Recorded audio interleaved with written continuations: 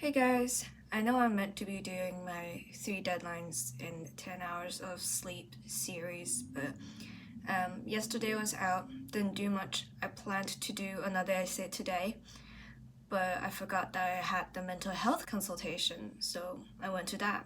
And I kind of just want to do a rant and be like, oh my god, UK mental health care and NHS healthcare is shit. So that's what we're doing while I open the cheese crown peach oolong tea medium iced with 25% sugar.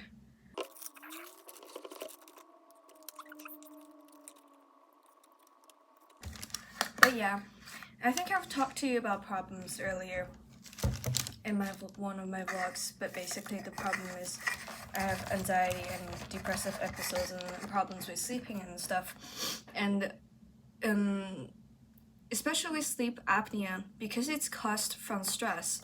If you don't know what it is that I stop breathing when I'm focusing or I stop breathing during my sleep. But obviously I don't die because eventually I wake up because I want to breathe again. But again, it could be very dangerous if it doesn't get treated. And since the root is from stress and mental health problems, I thought it would be good to see consultations. And when I initially applied, I was in a very bad time. It's much better now, but I just feel like people don't actually care.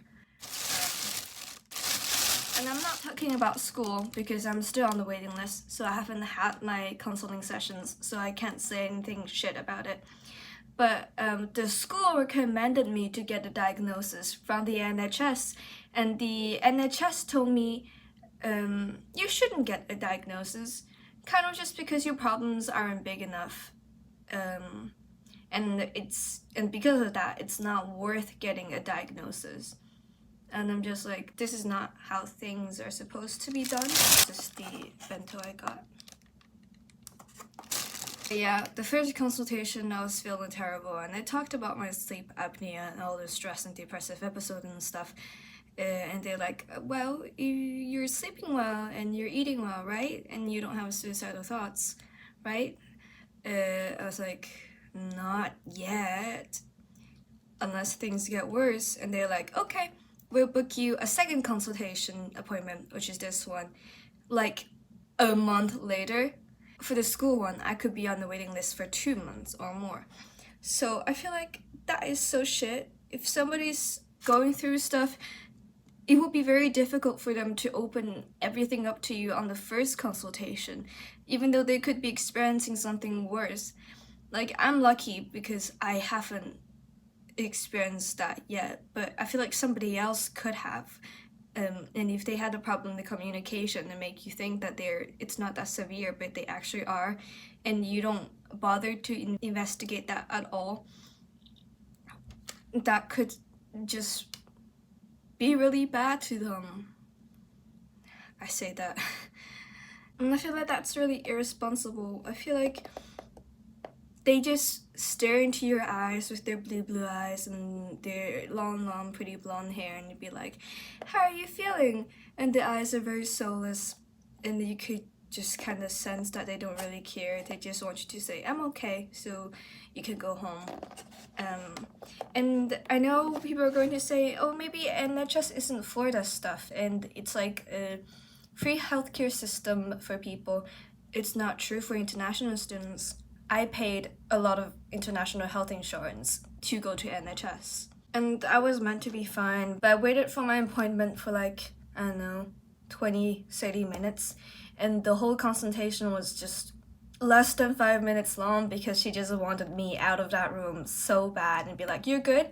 Fine, fuck off, that kind of vibe, honestly. And I think when I left, I kind of wanted to cry.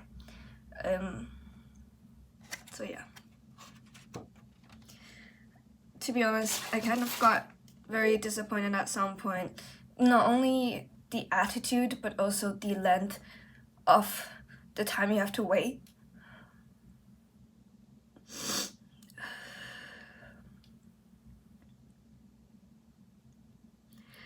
Like, if you would let somebody wait for that long, they could be dead by then.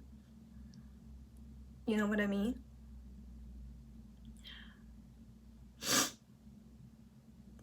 And after waiting for that long and feeling like people don't really care, I don't feel like I even trust people. I don't even know they want to help, and I don't even know after that long I still want to talk to them and seek help anymore.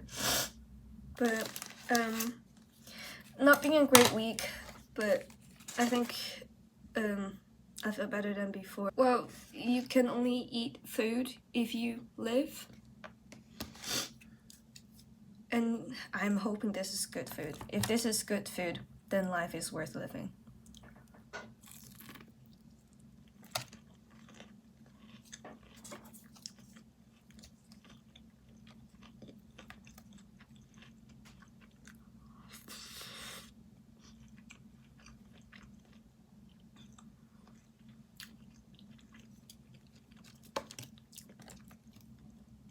I think the fried chicken is very good. I'm sorry about my hair. It might gross you out. I think the fried chicken is very good. Life is worth living. And I'm going to try this one. I forgot how to call it in English.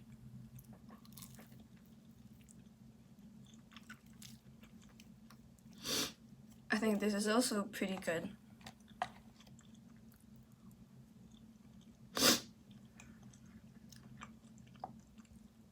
Lastly, I haven't had seaweed in a while, so.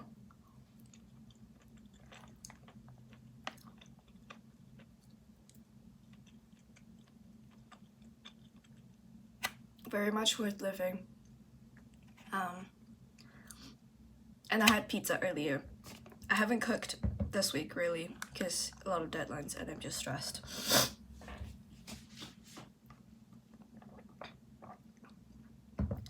So yeah, mental health care might be shit, but I do my own things to make myself feel better.